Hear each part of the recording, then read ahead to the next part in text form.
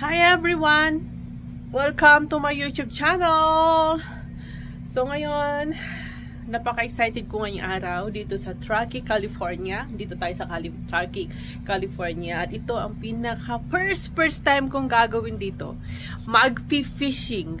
Going to fishing in my whole life. So, ito ang ating view. Sa labas, medyo malamig ngayong umaga. And, itutour ko kayo sa ating gagawin for fishing! Ready na kayo mga kapatid? Tara! Hi! On the way na tayo papunta sa Truckee River. Ito nga pala aking asawa. Siya nga pala ang driver natin. Show my hat, honey. Nakaka-excited, no? So excited. Yeah. Ito ang ating car. Tapak natin. Here's our driver. Ang car natin. Ito. Diba? Dito naman tayo sa ano. Ayan. We're on the way. Napakaganda ng view. Napakaganda. Perfect weather dito sa Truckee. Ayan, tara mga kapatid. Update ko kayo may pagkatuon na tayo sa river. It's 59 degrees. It's 59 degrees outside right now. 59 degrees outside daw right now. So perfect na perfect, no? So yun lang. Fahrenheit daw. 59 degrees Fahrenheit. Oh, ayun. So tara na mga auntie.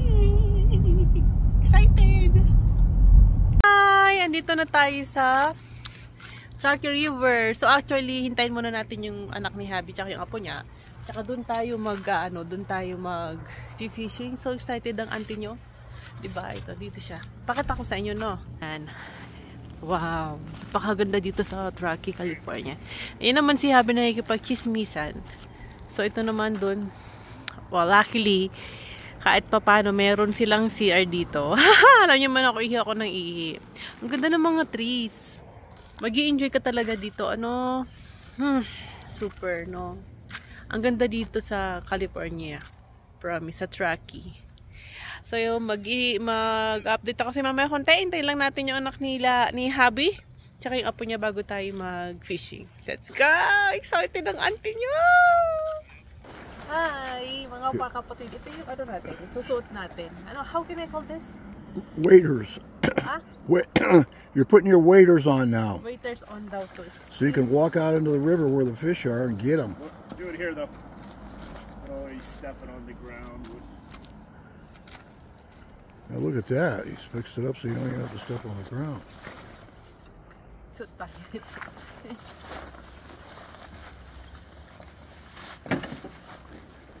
Levelly's a blogger.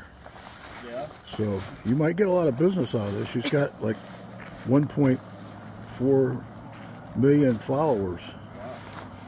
Wow. She's an employee of Facebook. Started out with TikTok. Said, I want to get monetized. Look, I got monetized. She got a check for 5 cents. Or no, they put it right in her bank account. Okay, honey, now. This is okay. That's it. Where's the other strap? Shoes. Put your... Here. Put this strap on like that.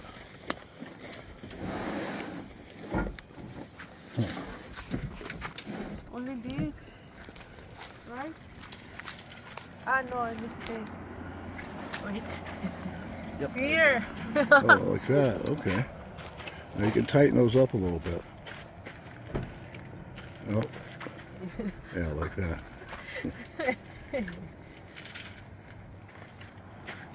Nakikita ko lang to ano. I just watched this only watching this in the movie.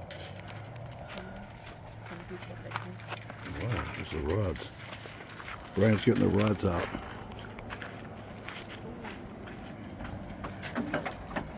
They're coming. Here comes Jacqueline. I'm ready. Put your hat on. Okay, I'm going to put mine on now. So. Ito na mga auntie. Tara na. Makikita yung tsura ko mamaya, no? May baston. Ayan. Di ba? Ayun yung guide natin na sa sundan natin. Tara.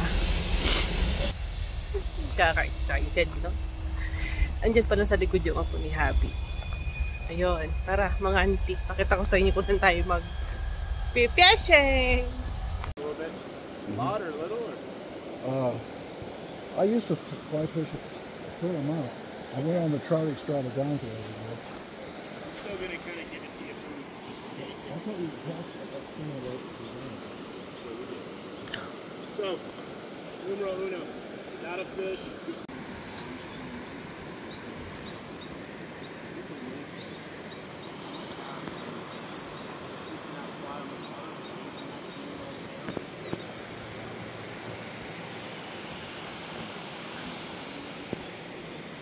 Hi! So ito na nga ang team kulit nyo.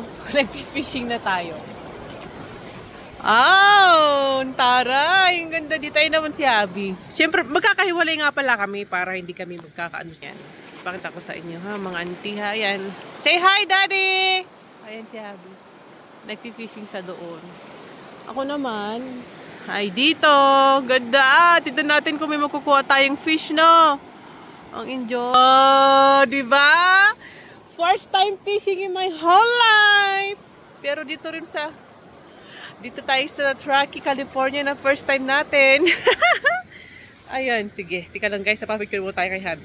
Mga auntie, lumipat tayo ng place, no? Ayun si Habi, naglalakad ako dito. Ayun naman yung kasama. Ayan, lipat tayo. Nalakas ang agos, muntik akong tinangay.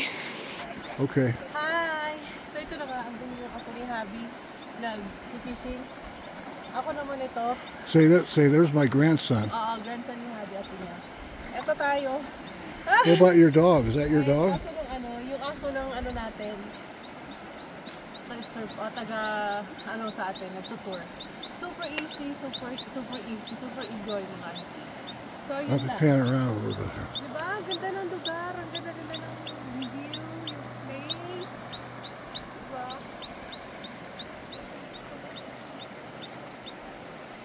She's a dancing fishing woman. Ayan, yung auntie. Ang ganda diba? You really enjoy. When you do this panning, you gotta go really slow.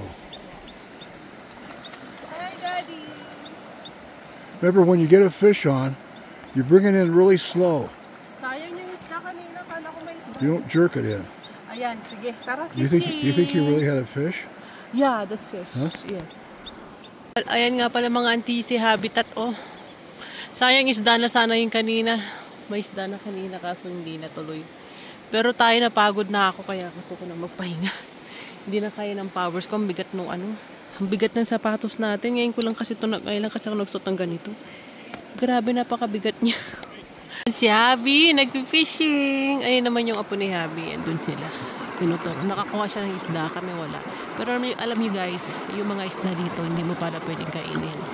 Dapat kapag may nahuli ka, pakawalan mo rin siya. Bawal pala siya. Ayun. Ayan o mga auntie. Tsaka dito mga kapatid, bawal yung, hindi pala pwede yung basta-basta ka na lang nag-fishing. Para magre-register ka muna gano'n. Diba? Ganito palang rules nila dito. Hindi kagaya sa atin na pag-fishing ka na lang. Tsaka yung mga isda dito, pag nakuha mo, papakawalan mo din. Ayan sila. So, asakit na ng pa ako. Ang bigat ng shoes ko, mga auntie. First time in my whole life. Yan. So, tingnan natin kung sino makakakuha ng isda sa kanila. Pero ako yung napagod na ako. Hindi ko na kaya tumayo. Ayan. Let's wait and see. So, ito, auntie. Pagod na rin si Habi sa pag-fishing. Okay. Kaya, ito tayo. Yan. Ayan. Ang ganda dito, no? Zoom in on my hat.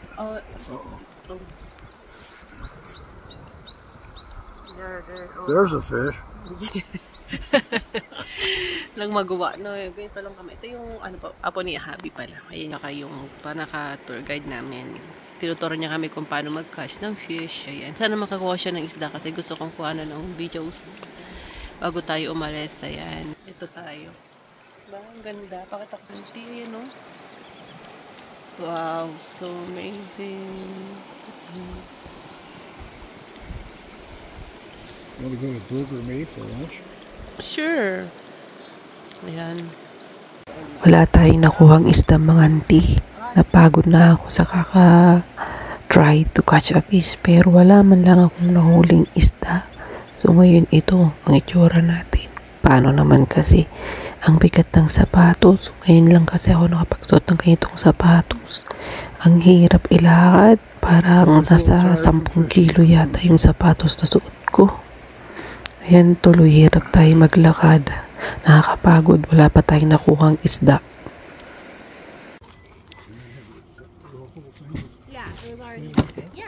I like the chain. So cute. Yeah, someone made it in Mendocino. Mother, I want to live in Mendocino. Ito na mga iPod. So actually natapos na tayo mag-fishing.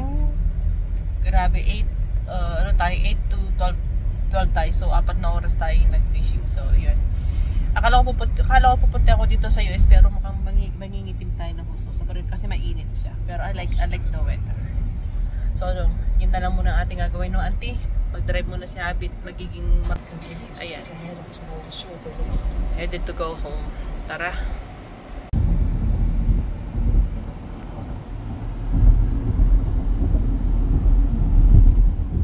Ayan si Abby, driver natin.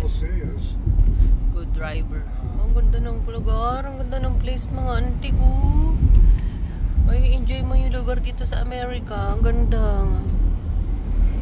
Hanggang ngayon hindi ako mapaniwala na nasa Amerika na tayo. Ayan. Update ako mamaya pa nasa bahay na kami, ha? Hi. And ito mga kapatid, grabe, no? Napakasaya pala. Maganda pala talaga dito sa US. Actually, mag-enjoy ka talaga dito sa US. Pero yun nga lang, ibang-iba yung buhay sa US kaysa dyan sa Pilipinas. Kasi nga, dyan sa Pinas maraming marites, marami kang mga kapitbahay, marami kang mga kapagkwentuhan dito. Mind your own business. So yun na lang muna ang aking masishare sa inyo mga kapatid sa aking YouTube channel. Don't forget to subscribe and ring the bell. Thank you for watching. Bye-bye. Mwah.